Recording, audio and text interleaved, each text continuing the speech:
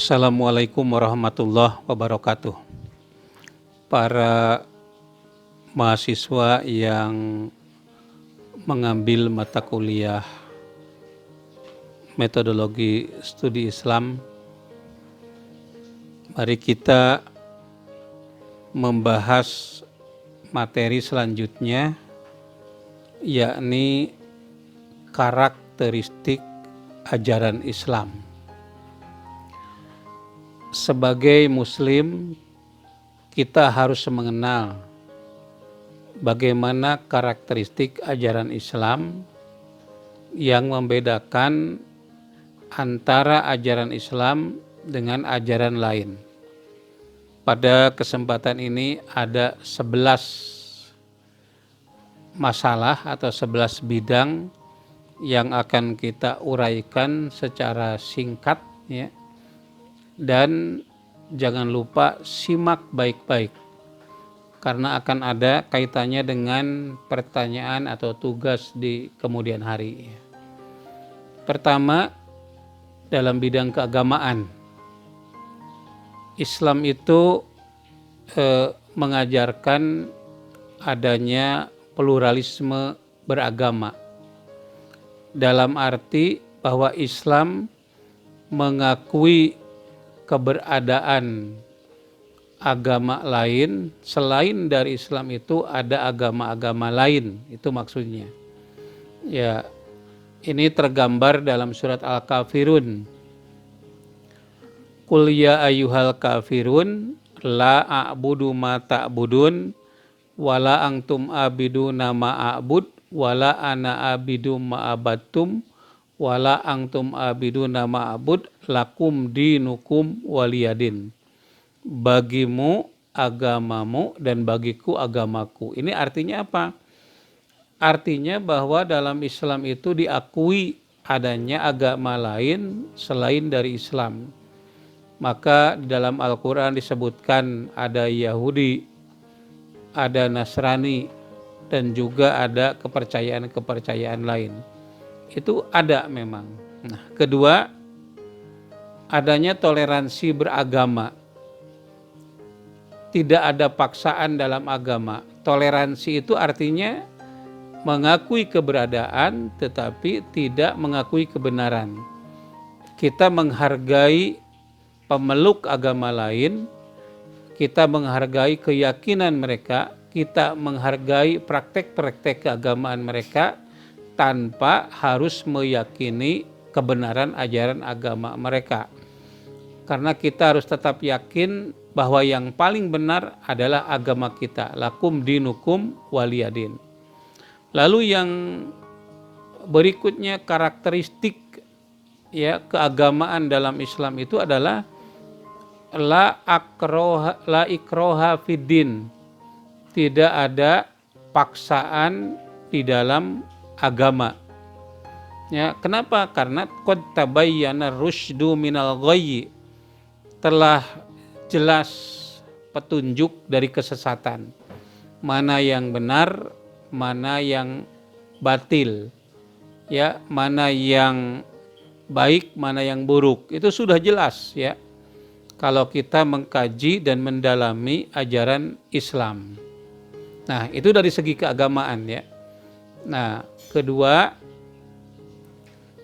dari segi ibadah, ya. Nah, saya tidak disendiri, kan ada mahasiswa ini berapa orang? 4, ya.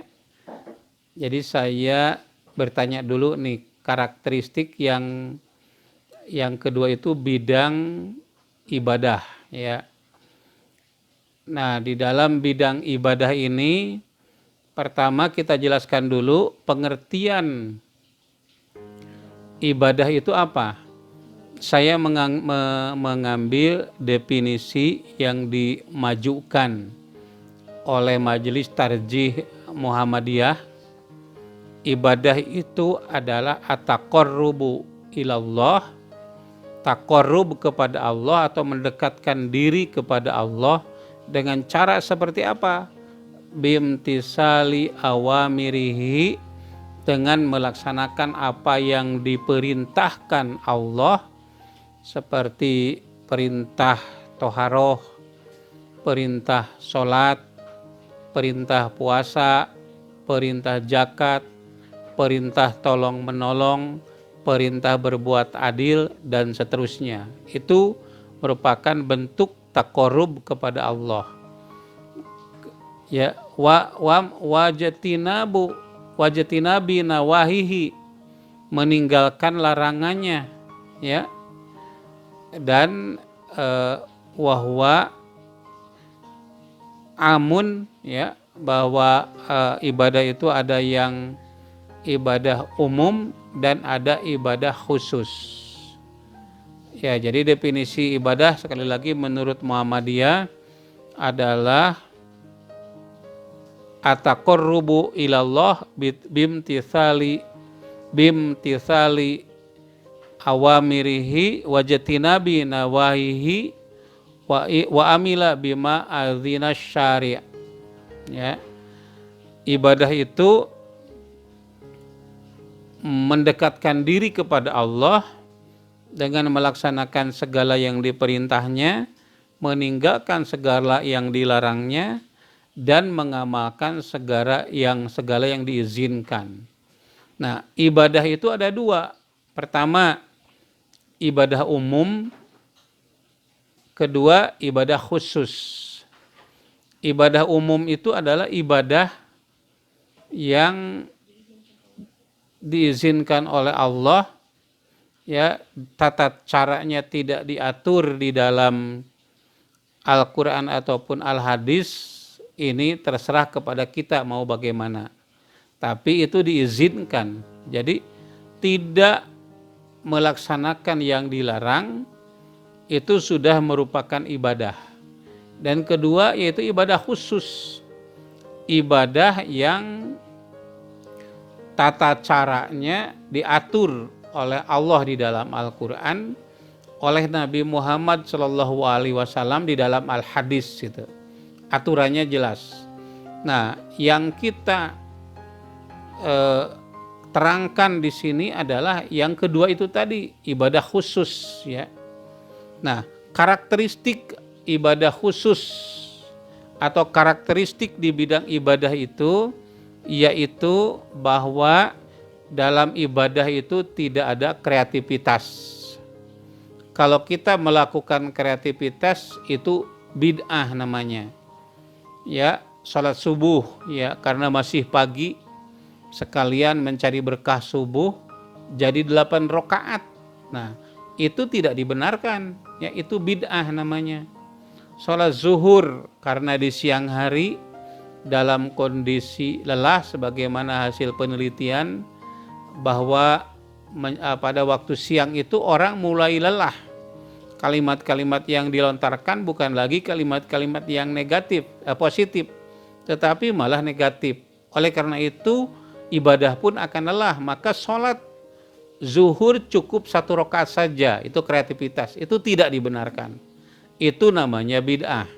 Bid'ah itu, ya, kullu amrin muhdasin, setiap perkara yang baru, fiddini dalam bidang agama, akidatin akidah, au ibadatin atau ibadah, au sifatin lil ibadah atau sifat dalam ibadah, itu bid'ah, ya. Kalau urusan dunia ada yang baru dan itu baik, itu namanya bukan bid'ah. Itu namanya al-maslahatul mursalah.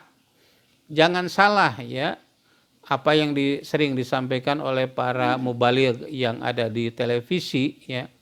Mereka mengatakan bid'ah itu ada yang baik, ya. Antara lain pada zaman Nabi tidak ada penjara, sekarang ada, itu bid'ah. Itu bukan bid'ah namanya, al-maslahatul mursalah. Zaman sekarang saya bisa mengajar melalui akun YouTube ini. Zaman Nabi belum ada, ya. Nah, maka ini bukan bid'ah namanya, ini al-maslahatul mursalah. Pada zaman Nabi belajar itu ngadapang, dihanap, ya, di bawah. Nah, tetapi sekarang pakai kursi, pakai meja. Itu bukan bid'ah, itu al-maslahatul mursalah. Nah, dalam bidang ibadah itu tidak boleh ada kreativitas. Toharoh itu tidak boleh ada kreativitas. Ya, wudhu, mandi wajib, tayamum, tidak boleh ada kreativitas. Harus seperti apa yang diajarkan oleh Al-Quran dan hadis oleh Allah dan Rasulnya. Nah, kalau kita kreatif itu berarti bid'ah. Sholat, puasa, haji, ya, akikah, kurban, itu termasuk kepada ibadah. Mengurusi jenazah, ya, misalnya karena sekarang ini tanah sudah mulai sempit, atau misalnya kalau orang kaya pemakamannya dibaringkan, sementara orang miskin diberdirikan, kepalanya di bawah gitu ya, kakinya kelihatan di atas misalnya. Nah, itu tidak dibolehkan, itu bid'ah namanya.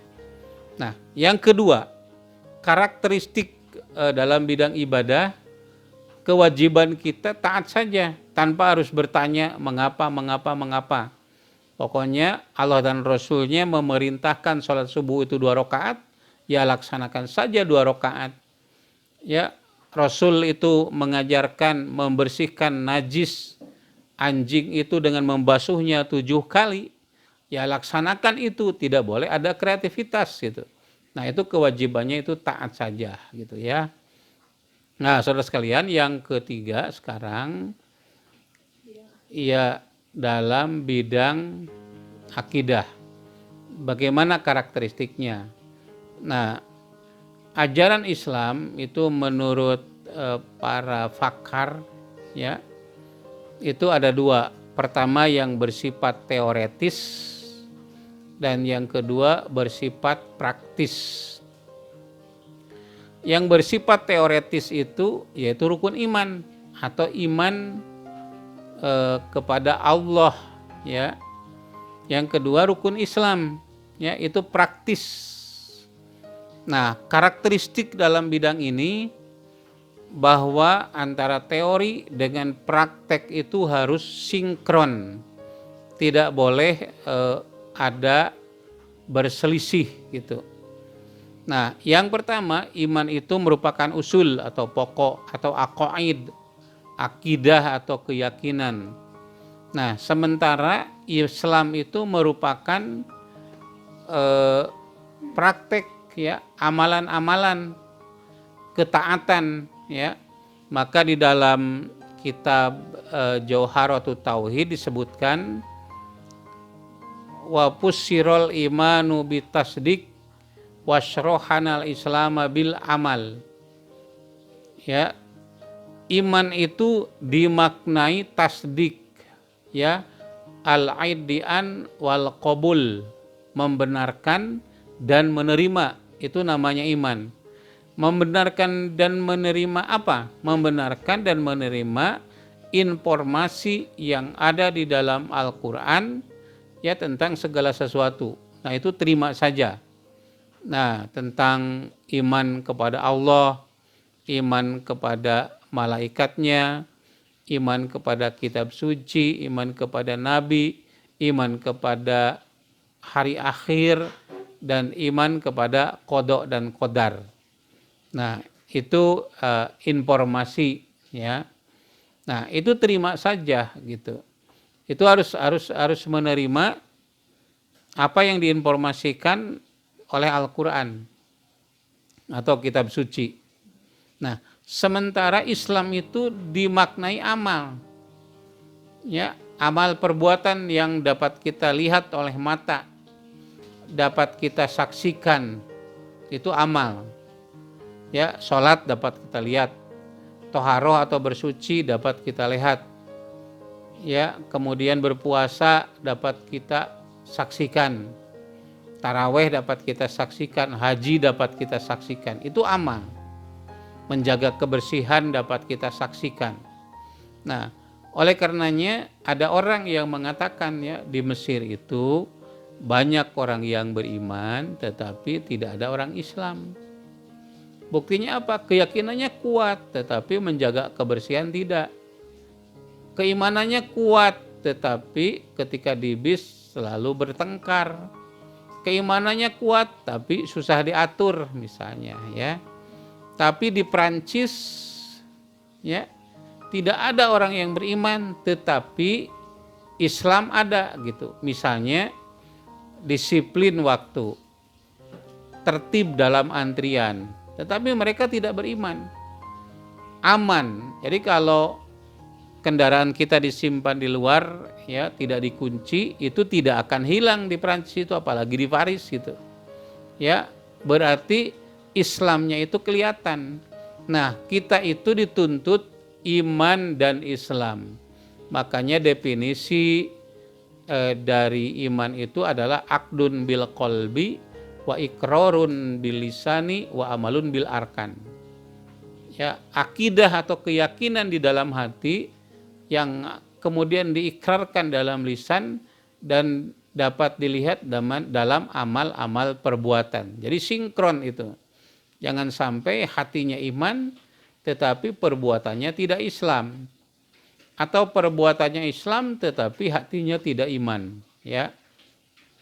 Nah, saudara sekalian, dalam bidang akidah itu ajaran Islam itu murni, baik dari segi isinya ataupun dalam prosesnya. Ya, murni. Ajarannya tauhid. Nah, tauhid itu tengah-tengah antara ateis itu tidak punya Tuhan, tidak meyakini Tuhan sama sekali, atau Tuhannya banyak, itu namanya syirik gitu.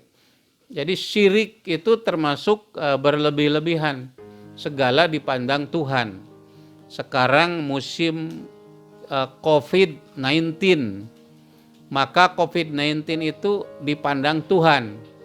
Jadi Tuhan itu banyak, ya, masuk ke dalam hidung atau mulut orang, lalu masuk ke dalam paru-paru, berkembang biak dengan membelah diri sehingga paru-paru menjadi putih dan paru-paru di situ banyak Tuhannya. Tuhannya namanya corona, ya. Melihat gunung juga dipandang Tuhan gitu. Sehingga disembah gunung itu.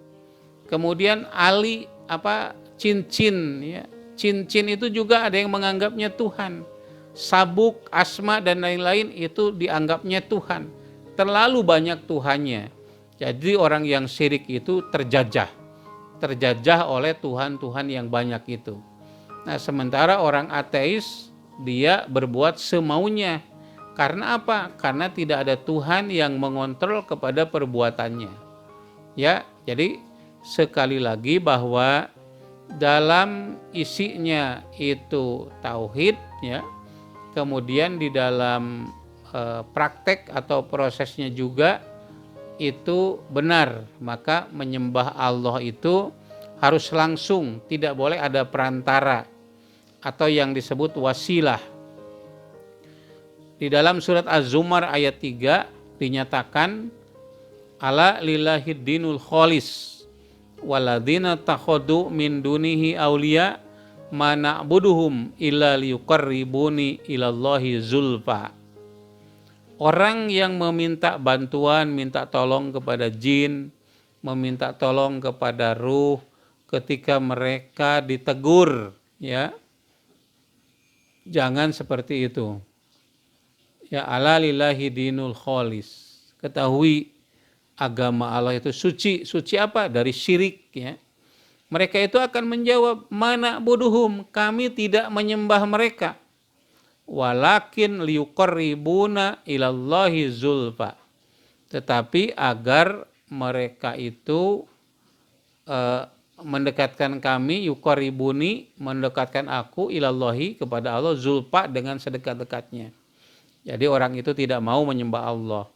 Aku ini orang kotor, aku ini pelacur, aku ini perampok, aku tidak bisa menghadap Allah langsung, tapi melalui perantaraan orang-orang yang sudah mati, roh-roh para ulama, para wali, atau melalui jin, ya, minta tolong pada malaikat.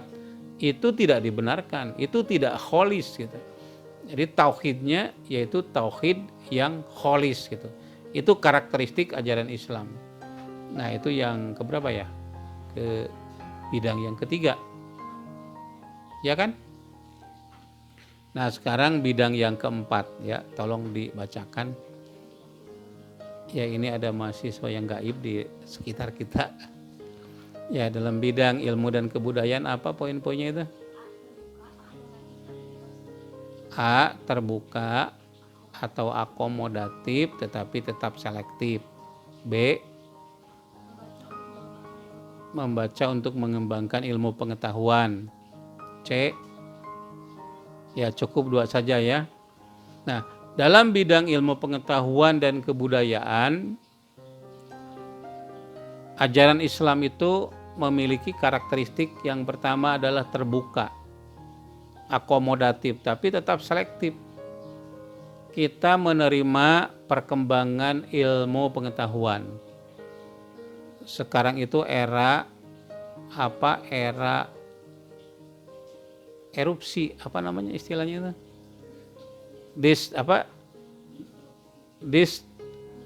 Disrupsi ya. Ya, artinya sekarang ini kan peran-peran manusia itu diambil oleh IT ya. Perkuliahan kita itu melalui YouTube atau melalui akun lain. Itu dalam bidang pendidikan, sehingga dimungkinkan di kemudian hari beberapa universitas di barat itu akan tutup ya. Karena ilmu diperoleh tidak harus di ruang-ruang kelas, tetapi ya melalui akun sosial media ya, dalam bentuk e-learning atau open courseware ya. Dalam bidang perdagangan tidak musim lagi kita buka toko yang besar-besar gitu. Cukup gudang saja ya. Marketingnya itu melalui marketplace gitu. Yang sekarang itu ada Shopee, ada Tokopedia, ada Bukalapak, ada Lazada, ada siapa milik orang Indonesia, ada enggak? Nah, ini sekarang sudah banyak yang menjadi milik dari Alibaba ya, dari siapa itu namanya, Jack Ma ya.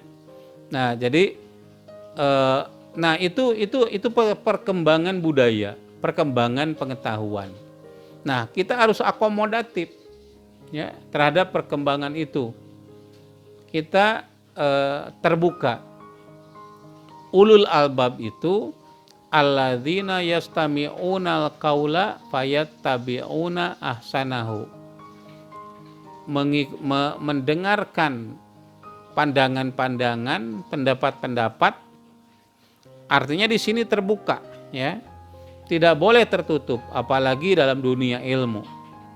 Nah, lalu kita ikut kepada yang paling baik dari ilmu yang kita peroleh itu gitu. Nah, jadi dalam bidang pendidikan sekarang sudah banyak teori-teori ya. Kalau dulu misalnya kita kenal istilah TIK ya, tujuan instruksional umum, karena dulu masih guru mengajar, murid belajar. Nah, kemudian berubah menjadi TPU dan TPK. TPU bukan tempat pemakaman umum ya, pemakaman umum. TPU itu adalah tujuan pembelajaran umum. TPK tujuan pembelajaran khusus. Nah, itu berubah dari teach menjadi learn to learn. Ya, membelajarkan.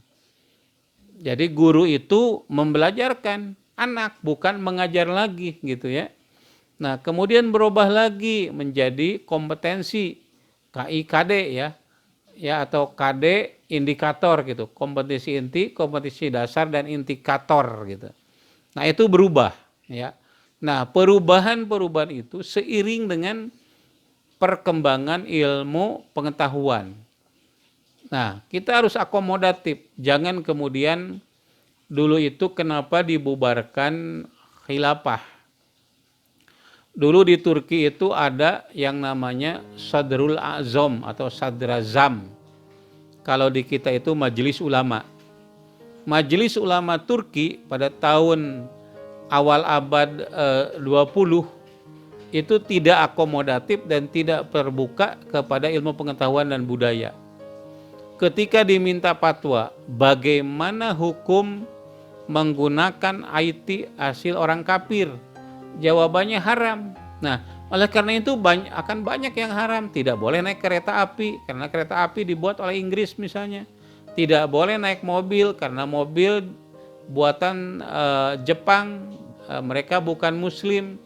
Lalu Islamnya yang mana? Nah, di sini tidak akomodatif.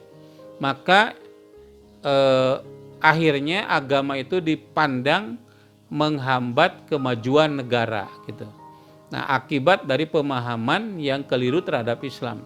Padahal Islam itu tadi saya katakan mengajarkan kita itu harus yastami'unal qaula, mendengarkan pandangan-pandangan, pendapat-pendapat, ya, fayattabi'una ahsanahu, kemudian ikut kepada yang terbaik. Nah, di sini kita menggunakan dialektika berpikir. Jadi ada pandangan lama kemudian sebagai tesis, kemudian muncul yang baru antitesis. Nah, kita itu wajib mensintesiskan, menghilangkan yang buruk dari teori lama, ya, dan mengambil yang baiknya, dan menjauhkan teori yang baru yang kurang dan mengambil yang baiknya. Itu dialektika, itu sintesa gitu. Nah, itulah yang kedua, karakteristik ajaran Islam. Islam itu mengajarkan untuk membaca. Membaca itu bukan hanya sekedar membaca buku di perpustakaan, ya, tetapi juga melakukan eksperimen di laboratorium, ya, mengadakan pengamatan di lapangan, memberikan makna-makna terhadap peristiwa-peristiwa yang ada. Nah, itulah membaca gitu. Sehingga dihasilkan berbagai disiplin ilmu, ya. Nah, itu jadi kita itu tidak anti kebudayaan lain. Tapi kita harus tetap selektif, ya, menerima, seperti halnya Nabi Muhammad itu ketika Islam datang ke bumi, apa yang dilakukan Islam terhadap budaya. Pertama, ada yang betul-betul dihilangkan gitu. Budaya musyrik, menyembah patung, menyembah berhala, itu betul-betul diberantas. Yang kedua, ya, itu mengikuti budaya yang ada karena sesuai dengan ajaran Islam. Misalnya menghormati tamu, ya, orang Arab itu sangat menghormati tamu. Makanya pada bulan haji ada yang disebut dengan sebelum haji itu ada Zulqa'dah atau Zulqi'dah. Itu artinya duduk-duduk, ya, untuk menunggu tamu Allah yang datang ke Mekah untuk melaksanakan haji atau umroh. Itu Zulqi'dah. Ya, menyambut itu, ada tamu itu disambut itu. Setelah datang ke sana mereka memberikan pelayanan yang baik terhadap tamu-tamu itu. Ya. Nah, itu contohnya, ya, itu menerima semua budaya karena relevan dengan ajaran Islam. Dan yang ketiga itu merevisi. Misalnya tawaf, ya. Tawaf itu dulu keyakinan jahiliyah itu harus suci. Oleh karena itu mereka tidak pakai baju tawafnya, tidak pakai celana. Ya, sehingga kelihatan termasuk kemaluan kelihatan jamomom atau seperti apalah. Ya, itu kelihatan gitu, ya. Nah, kemudian Islam datang, tawafnya tetap ada, hajinya tetap ada, umrohnya tetap ada, tetapi diganti bajunya dengan baju umroh gitu. Nah, jadi ini respon Islam terhadap budaya. Jadi ada yang diterima secara keseluruhan, ditolak keseluruhan, dan ada juga yang direvisi gitu. Nah, itulah. Jadi kita juga begitu. Yang ada di Indonesia ini, kalau ada budaya lokal, lihat dulu sesuai enggak dengan akidah Islam. Kalau sesuai, ya kita terima. Kalau tidak, sudah ada tapi kurang sempurna, ya kita sempurnakan. Kalau bertentangan, ya kita jauhkan gitu. Nah, semacam itulah kira-kira karakteristik ajaran Islam dalam bidang budaya, ilmu dan budaya, ya. Kalau ada teori-teori baru dalam ilmu. Kemudian kita jangan segera mengatakan sesuai dengan Al-Quran ya. Tapi harus dianalisa dulu, karena yang namanya teori yang baru itu nanti digugat oleh teori yang lebih baru lagi. Kalau dulu ya 10 tahun yang lalu saya membaca psikologi yang banyak itu. Nah, ternyata teori-teori lama sudah usang. Sekarang ini kan para dosen itu sudah menganjurkan kepada para mahasiswanya untuk membuat makalah dari sumber 5 tahun terakhir.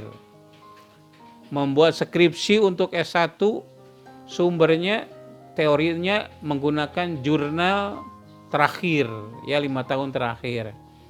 Untuk tesis S2, untuk disertasi S3, teori-teori yang digunakan harus teori baru ya 5 tahun terakhir. Nah, itu berkembang terus ilmu itu. Nah, kalau ada yang berbeda dengan Quran, kita jangan mengatakan ini bertentangan dengan Al-Quran. Kita analisa dulu. Karena kalau ilmu pengetahuan bertentangan dengan Al-Quran, itu belum tentu bertentangan. Tetapi ya mungkin kita keliru di dalam memahaminya, atau kita keliru di dalam memahami Al-Quran. Nah, itu bidang ilmu dan kebudayaan ya. Selanjutnya yang ke berapa ya? Tadi yang keempat, yang kelima, sekarang bidang ya karakteristik batuk ya, mohon maaf. Karakteristik dalam bidang pendidikan. Ya, apa poinnya? Education for all, long life education, ya, dan yang memiliki konsep pendidikan yang lengkap. Itu karakteristik ajaran Islam dalam bidang pendidikan. Pertama, ya saya ulangi ya, education for all, pendidikan untuk semua. Pendidikan bukan hanya untuk laki-laki, tapi juga untuk perempuan. Thalabul ilmi faridotun ala kulli muslimin wa muslimatin. Menuntut ilmu itu fardu bagi muslim laki-laki dan bagi muslimah ya. Bukan hanya laki-laki saja. Di Timur Tengah kan banyak yang kelas itu laki-laki, tidak ada perempuan, atau jumlah perempuan lebih sedikit daripada laki-laki. Makanya di berbagai belahan dunia jumlah laki-laki dengan perempuan itu hampir seimbang. Katakanlah kalau 50% perempuan tidak terdidik ya, berarti negara itu sangat, sementara perempuan itu imadul bilad, tiangnya negara perempuan itu. Dan anak-anak kita itu dididik oleh perempuan. Kalau perempuannya itu tidak berpendidikan atau berpendidikan rendah, berarti anak-anak kita itu dididik oleh orang-orang yang tidak berpendidikan atau berpendidikan rendah.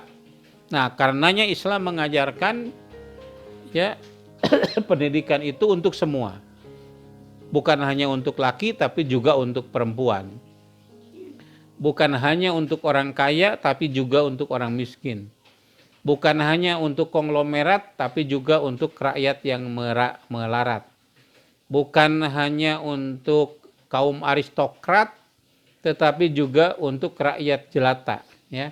Bukan hanya rakyat jelita, tapi juga rakyat jelata. Semuanya itu wajib untuk menuntut ilmu pengetahuan. Nah, yang kedua, menuntut ilmu itu long life education. Utlubul ilma minal mahdi ilal lahdi.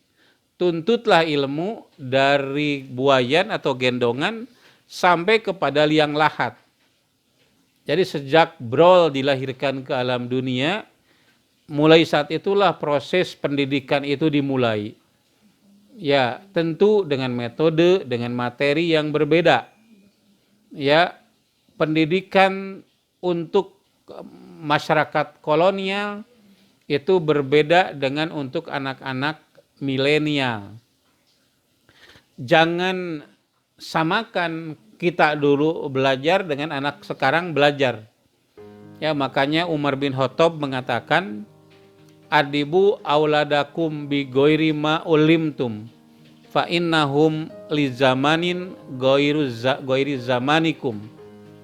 Didiklah anak-anakmu ya dengan pendidikan yang bukan diajarkan kepada kalian. Kenapa? Karena mereka itu diciptakan untuk zaman yang bukan zaman kamu. Kalau dulu kan misalnya guru itu mengajarkan tangan ke atas, tangan ke depan, sidakep bari balem. Kalau sekarang kan tidak musim. Ya, mungkin saja anak-anak itu belajar bukan melalui papan tulis, pakai kapur, pakai penghapus, ya. Sekarang pakai cemi misalnya. Kemudian nanti belajarnya itu melalui gadget seperti sekarang itu kan ada ruang guru, ruang belajar, ada Google ya melalui e-learning, melalui open courseware, melalui Google Hangout atau macam-macam ya. Itu beda. Jadi jangan disamakan dengan orang tua dulu. Nah, perkembangan modern juga ikut mempengaruhi cara mengajar. Itu harus dinamis gitu ya. Long life education. Dan yang ketiganya bahwa Islam itu memiliki konsep yang sempurna mengenai elemen-elemen pendidikan, memiliki sistem yang jelas, bahkan ada berbagai alternatif sistem pendidikan Islam. Kita memiliki al-ghoyah atau al-hadfu atau tujuan pendidikan Islam. Kita memiliki kurikulum atau manhaj ya atau al-madah. Kita memiliki at-thariqah ya, cara mengajar. Kita memiliki sistem evaluasi yang jelas dalam bidang pendidikan ini. Jadi kalau Barat memiliki banyak perkembangan dalam teori-teori pendidikan, sebetulnya kita memiliki konsep yang jelas yang ada dalam Quran dan hadis. Tinggal kemampuan kita meramu ya konsep-konsep itu ke dalam sebuah sistem, ke dalam sebuah teori pendidikan ya yang disesuaikan dengan kondisi kekinian. Nah, itu sangat hebat. Ya, kewajiban ilmuwan pendidikan Islam ya untuk merumuskan teori-teori pendidikan yang sumbernya itu dari Quran dan hadis dan praktek dari para sahabat juga. Saudara sekalian, itu saja ya yang dapat saya sampaikan pada perkuliahan ini. Silakan Anda lihat di deskripsi, tugasnya dikerjakan sesuai waktu ya. Nanti pada saat UTS dan UAS akan dikumpulkan. Terima kasih. Wassalamualaikum warahmatullahi wabarakatuh.